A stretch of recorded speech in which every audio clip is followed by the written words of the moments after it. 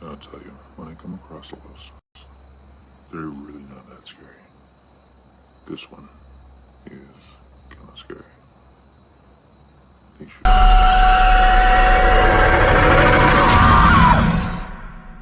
Watch this.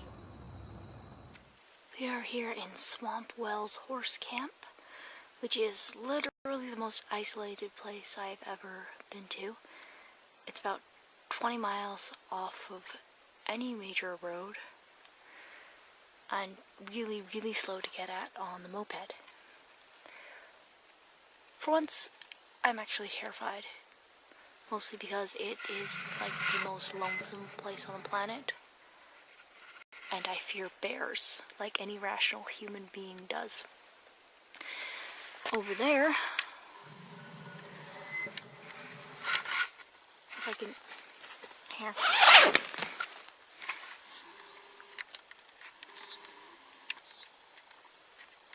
That is the outhouse, with the most disturbing toilet I have ever encountered, so much so that I almost considered going behind a bush. But there was toilet paper in there, so, surprise, surprise. Hopefully I don't die tonight. It's really, really creepy place that I don't think the camera can really convey. Wish me luck. I've talked about my road trip on this board before. Sick to hell of working myself to death, I took the first vacation of my life last year. A beat-up, rebuilt Yamaha Zuma and a foolish sense of optimism carried me across the western United States on an adventure that seriously made me rethink everything I thought I knew about the world. I loved Seattle, with the hip original hippie neighborhoods and the perma-carnival atmosphere of Pike Place Market. The bridge troll was a highlight. Got to love a city that sees a bridge and thinks, you know what this town needs? A giant concrete troll. Getting out of Seattle, however, was a total nightmare. Restricted to back roads by a motor that capped at 40 miles an hour. I must have gotten lost at least a dozen times, despite all the help I received from baffled gas station attendants. So I was behind schedule when it came to finding my campsite. Some miles south and a little east of the city, there's a free campground. It's most often used by horse riders, and boy can you smell it. That's actually what guided me for the last few miles. There's a gravel road off of a service road, and then a few crooked unpaved paths off of that. The trail markers were all bent, broken, or faded. In the end, I had to follow my nose. I set up my junior scout tent in the fading twilight. Mine was the only one there. I had the place all to myself, after a quick meal of apples pilfered from a previous campground. I did my usual travel log spiel to my video camera by lantern light before turning in. I'm not sure how long I slept. I know I checked the time, but I'll be damned if I can recall what it was. Something had disturbed my well-earned beauty rest, but I was too groggy to remember what it had been. I sat in a stupor, too alert to fall back asleep, but too sleepy to be totally awake. Something brushed the side of my tent, and suddenly I was more awake than I'd ever been. I had done plenty of camping by that point. I was familiar with the sounds of the usual nighttime critters, from raccoons to coyotes. Nothing had ever bothered me in my tent before, just snuffled around camp before wandering off and leaving me be. From the sound of the footsteps, it was walking on two legs. That was a first. My mind immediately jumped to the worst possible conclusion: bear.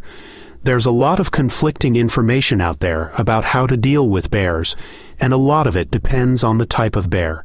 Sitting there in the dark with my heart beating in my throat, I had no way of telling which species I was dealing with.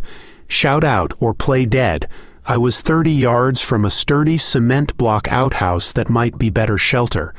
As quietly as I dared, I slipped my boots on and got ready to dash. The tent zipper seemed impossibly loud in the night as I worked it open centimeter by centimeter. I moved agonizingly slowly.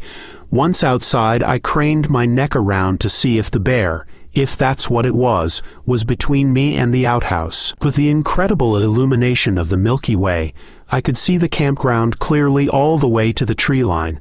There was nothing out there. I could feel something watching me. It was like feeling an insect crawl along the back of my neck. There was no logical way for me to know something had its eyes on me, but out there in the dark, in the middle of nowhere, all alone, I couldn't dismiss it. Still on high alert, I crept along and tried not to crunch the gravel under my feet too loudly. The outhouse was still my best bet. The door was propped open by a stone, but inside there was a heavy-duty bolt lock. I would have to spend the night surrounded by the smell of not only horse but also human shit, but I figured that was a fair trade for not getting mauled or eaten. My hand was on the latch when I heard the awful crunch of footsteps in gravel behind me. I kicked the stone, propping the door open out of the way, and slammed the heavy metal door shut, no longer caring how much noise I made. Whatever was on the other side had thumbs. Something tugged on the door as I struggled to bolt it shut. I finally got it, but it was close. There was a metal mesh along the top of the structure for ventilation. Through it, I heard the bellows of heavy breathing that matched my own. My phone was back in my tent because I am an idiot. There was no way to tell time or worse, call for help. The same stupid impulse that brought me out there in the first place kicked in. I had to know. Hello? Silence. Maybe they hadn't heard me, and then... Hello? I could have shit myself. I was in the right place for it. The voice was feminine like my own, and the sound of it was a kick to the gut. I couldn't even tell you why it made me so uneasy. The sensation was like when you're walking upstairs and you're expecting another step, but your foot comes down on empty space. "I'm sorry, I thought I was alone," I said. I'm alone. Every syllable was jarring. "I'm sorry I freaked out. I didn't think there was anyone else here." Sorry. I'm here. You'd think now that I knew it was another camper I would have opened the door, but I never did. Some deeply buried instinct kept me from taking my hand off the bolt. You scared the crap out of me. Are there more tent sites out in the trees or something? I'm something. There are more. Her words made me sick to my stomach. Again, I couldn't have even told you why, only that they did. From her odd syntax, I guessed English wasn't her first language. "Do you need to go? Use the bathroom, I mean. Because I'm going to be in here a while." That wasn't a lie. I wouldn't have opened that door if it was my own mother on the other side. Can I come inside? Her grasp of English was improving with every sentence. There was something weird about that. "Look, I'm sorry if I scared you, but you started it by creeping around in the dark. I won't come out. Can you go somewhere else? I'll be gone in the morning, I promise. I just wanted to sleep in peace." You need to be gone. We watch you in the dark.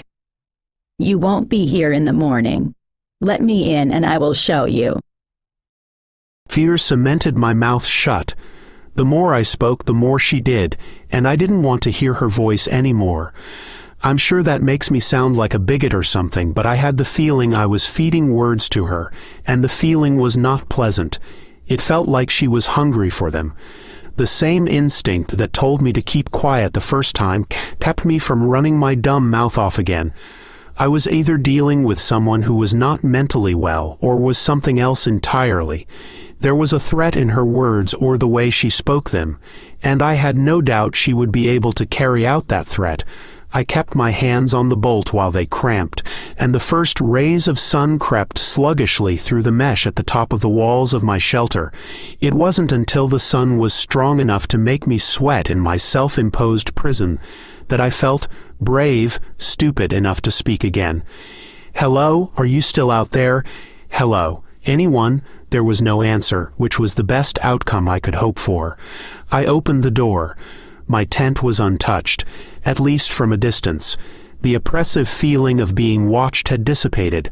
I dressed and broke down camp in record time. My moped cranked to life, but it wasn't until I went to put my helmet on that I saw the footprint.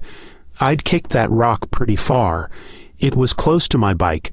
Naturally, I went over to it. I had to know. In a clear outline of fresh mud, there was a single print on the smooth gray of the stone. Not human, but a hoof like that of an unshod horse or goat. It was so fresh, so vivid. It hadn't been there last night when I used the bathroom before I'd gone to bed. In the soft mud in front of the outhouse door were more of the same, some of them on top of my own boot prints.